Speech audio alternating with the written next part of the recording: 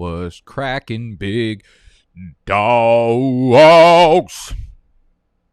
Welcome back to the channel. Welcome back to the headquarters. My name is Nicholas. This is BDGE. Big dogs gotta eat today. Piggy biking off of yesterday's video. 3 running backs that you have to leave your drafts with. 2021 fantasy football drafts are here. A lot of y'all already drafted, so I hope you left your drafts with 3 running backs we talked about yesterday. We're ramping up. We're doing the same thing today, but with the wide receiver position. That's it. This is going to be quick. Ain't no big intro. Y'all know what the next steps in the process are. 1, subscribe to the channel if you're new. 2, tuck your shirts in. 3, stop yelling. 4, hit the thumbs up button. 5, let's eat.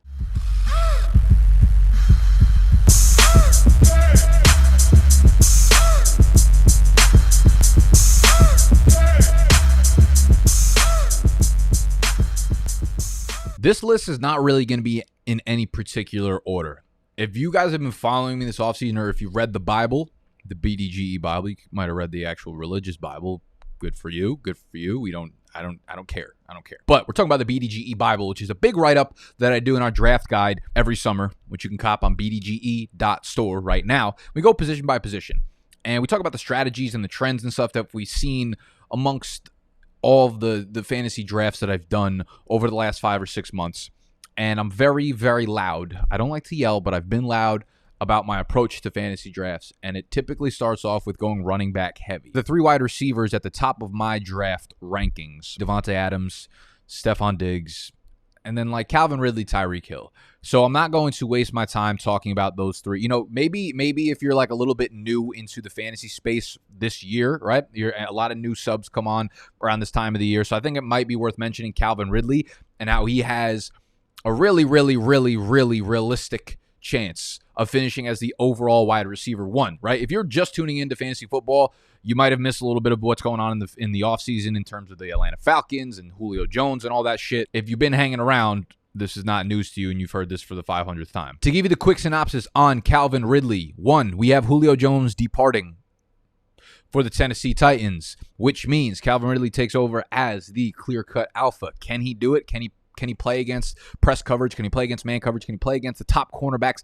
in the NFL? Yes, we've seen him already do it without Julio on the field. This is not a Juju type situation where Antonio Brown left and Juju cannot face these top cornerbacks, okay? Juju is not a good route runner. Juju is not a good separator. Juju is not a good wide receiver separating from man coverage. We know this because Matt Harmon does his reception perception every year, and Juju continuously finishes in the bottom 15th, 10th percentile in terms of separating versus man coverage. On the flip side of things, Calvin Ridley separates against man and press coverage in the 95th percentile. He is elite at route running, and we have about a 7-game sample size where Julio Jones was not playing with Atlanta over the last 2 years. Calvin Ridley's individual game lines over those 7 games: 8 for 91, 5 for 110, 8 for 136, 6 for 50 and a touchdown, 8 for 124 and a touchdown, 10 for 163 and a touchdown, 5 for 130. His worst game, I mean, depending on what league you're playing in, 8 for 91 or 5 for 110. His worst games when Julio Jones is not in the lineup. Julio Jones out of the lineup now. You have a very real chance of him eclipsing that 30% target share mark, right? Getting 30% of the targets in Atlanta, plus 40 to 45% of the air yards share, okay? Just yards that are thrown to him. That's what that means. That is massive. If you could be amongst the league leader in air yard share, in target share, he's a great route runner in the red zone when things get tight, which is why he'll score a lot more touchdowns than probably Julio has historically. Calvin Ridley is going to compete for the wide receiver overall number 1 player this year. So you might think of Calvin Ridley and say, like, he's not in the Davante Adams, Stephon Diggs, Tyreek Hill tier, but he certainly is. I'm not typically taking a wide receiver at the end of the first, early second round, but if you are, he is right in that tier, and don't skip over him because you haven't been paying attention to what's going on in fantasy football this off season. Jack Harlow said he's got a lot of flows and they all like butter. Calvin Ridley runs them routes and they're like butter.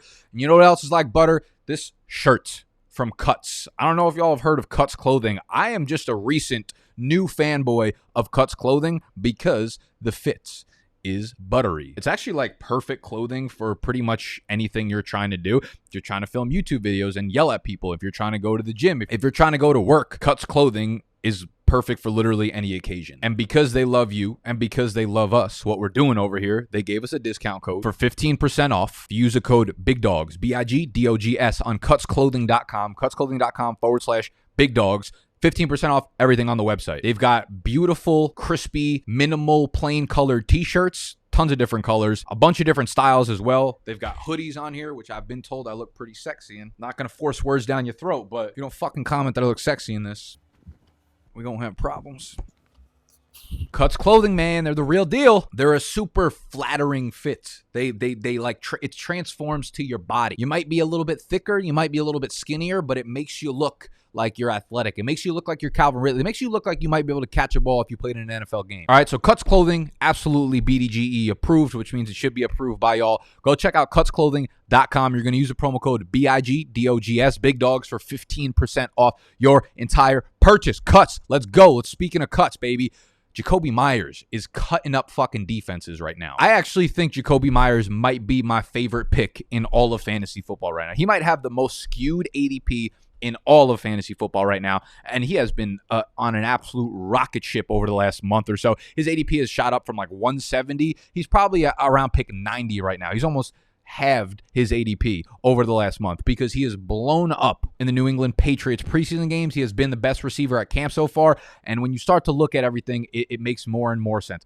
Last year, he was top 10 in dominator rating amongst all NFL wide receivers. Dominator rating is basically the percentage of your team's receiving yards and receiving touchdowns that you had. Okay? He was top 10, and the fucking guy didn't score a single receiving touchdown. So you're looking at a stat that accounts for receiving touchdowns and receiving yards, and what percentage of your teams of those stats that you had, he was top 10 without scoring a fucking touchdown. Jacoby Myers was incredible relative to the passing totals that the Patriots put up last year. And do you know why? Because he is a fantastic route runner and separator. Again, we're going back to Matt Harmon's reception perception. This dude is so underrated. 80th percentile success rate against man coverage, 71st percentile success rate against press coverage. Those are the numbers you look for in a number one outside wide receiver. One of my favorite follows on Twitter is Dwayne McFarland, because he does these utilization reports after the preseason games. Jacoby Myers and Nelson Aguilar both were in a route for 100% of the passing plays with starters. Myers collected 3 targets. This is talking about the most recent preseason game. Myers collected 3 targets, 3 receptions, 56 yards versus a blank for Aguilar. Myers' route tree is diverse. Aguilar, 77.8% go routes, okay? So we look at the Patriots squad, and we're saying they added a lot of weapons to this team, right? They added Nelson Aguilar, they added Kendrick Bourne, they added Jonnu Smith, they added Hunter Henry. What's going to go down in New England? How is Jacoby Myers possibly going to be fantasy relevant when they add all these weapons? One, Kendrick Bourne is not even really running with the starters. If he's anything, he's a slot wide receiver, and that's not going to mean much when you sign guys like Jonnu Smith and Hunter Henry, which means you're going to run a shitload of 12 personnel. 12 personnel means 2 wide receivers, 2 tight ends, 1 running back. If you do the math, 2 wide receivers means 2 outside wide receivers, no slot wide receiver. So I don't know what they're going to do with Kendrick Bourne. What I do know is Jacoby Myers will finish the year as the wide receiver 1 for the New England Patriots. Nelson Aguilar is a field spreader. He is a downfield guy, which they don't take a lot of shots downfield in this New England offense. You could see every drop back, the first read by Cam is to Jacoby Myers. They have a really good chemistry, and Jacoby Myers had a lot of big games in the regular season last year. I mean, listen, the guy had 81 targets, 59 catches, nearly 60 catches, and 729 receiving yards in 12 games. That's a really, really solid pace. We'd be talking about him a lot more if he scored a few touchdowns. The entire Cam Newton threw 8 touchdowns last year. How do you expect anyone like Myers to actually produce in the touchdown column when the quarterbacks are not throwing touchdowns? I expect Cam to be a lot better. I talked about it in yesterday's video when I talked about Damian Harris. Jacoby Myers, undrafted guy, which is why we are not all over him. 6'2", 203. He's big. He's got the size. He's a good route runner. He is going to finish as the fantasy wide receiver 1 there. Everybody else is banged up there. I don't know what's going on with Jonnu Smith. I don't know what's going on with Hunter Henry. They've been missing time. They haven't been playing. It's Jacoby Myers' target share to lose at this point. I am very, very confident in that, and I think he is, like, if you're in a friends and family league, Jacoby Myers is going to get picked in like the 13th, 14th, 15th, 16th round. He's going to be one of your last picks, and he's going to be one of your best picks, okay? He's going to be in your wide receiver 3 slot more often than not. If you're in sharper leagues, he's going to start going a little bit earlier. I still think he's every bit worth that 11th, 10th, even 9th round pick right now, because his target share is going to be mwah, and he's going to produce on the targets that he gets. I love Jacoby Myers. He is a must-draft player. I'm not going to go through every single wide receiver that I love. You can catch the rest of these guys in my must draft player list article in the draft guide, again, up on bdge.store. We've got the must draft article. We've got the all fade list. We've got the top sleepers. We got all of our rankings, of course, all up on bdge.store. We're going to give you a little glimpse of some of the guys that we have in there. So we have Calvin Ridley, Jacoby Myers, and Antonio Brown, man. I cannot shake the idea that Antonio Brown is going so much later than Evans and Chris Godwin when you look at the sample size of Brown. Brown came in fresh off the streets. Brown was a crazy man. He came straight from the insane asylum to Tampa Bay's fields. Like, straight up. He walked out the front door, called an Uber, and before you know it, was seeing an equal target share to Mike Evans and Chris Godwin. So for him to just walk in, COVID year, new quarterback, new system, week 9 he comes in, and if you look at the target distributions from week 9 through 17, Antonio Brown, 62 targets, 45 receptions. Mike Evans, 62 targets, 40 receptions. Chris Godwin, 54 targets, 40 receptions. During that span, Antonio Brown was top 12 in fantasy points per route run. Evans and Godwin ranked 25th and 26th, respectively. Tom Brady loves Antonio Brown. Antonio Brown is landing haymakers at training camp. You know he is riled up and ready to go. The Bucs, I've said this before, the Bucs were not just trying to see what they had left in Antonio Brown. They weren't just trying to kick the tires on some old veteran. They put him in there and immediately used him consciously and directly. He led the NFL in screen targets per game with 2.4 of them. He was second in the NFL in yards per route run on those screens, only behind Deebo Samuel. And when you look at his reception perception, again, from Matt Harmon, 88th percentile success rate against man coverage. The dude can still ball. And this is one of the highest scoring offenses in the NFL and will be again in 2021. So pass on Evans and Godwin in the 3rd, 4th, 5th round when you can get Antonio Brown in the 7th, 8th, 9th, 10th round. Again, family-friend leagues, you're probably going to be able to get him 10th, 11th, 12th round. Sharper leagues, I'm fine.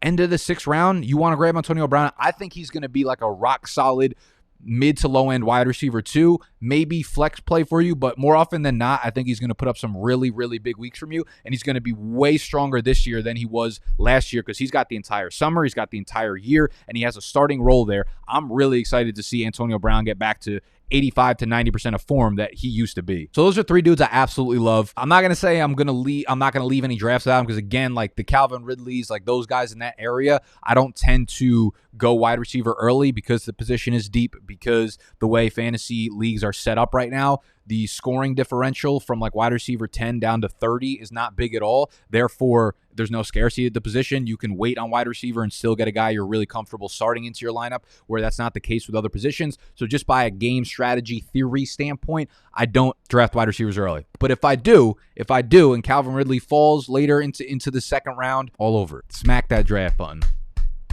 And then, listen, in the 7th, 8th, 9th, 10th, 11th round, scoop up Jerry Jeudy, scoop up Antonio Brown, scoop up Jacoby Myers, and you're going to be sitting pretty. 10, 11, 12, 13 half PPR fantasy points per game will more than do it when you grab running backs early, when you grab a really elite tight end early. If you're in Superflex and you grab a couple quarterbacks early, those guys will fill in your roster and be so much more surprising to you than you know. Okay, I love those dudes. I love you. Make sure you subscribe to the channel if you're new. We're doing videos like this every single day. Check out yesterday's running back must draft video. And check out Cuts Clothing, cutsclothing.com/big dogs. Okay, Big Dogs are going to get you 15% off these crispy, beautiful, sexy, sleek looking YouTube video making motherfucking hoodies. All right, I'm out. Hit the thumbs up button. Go check out the draft guide, bdge.store. I love you, and I'll see you tomorrow.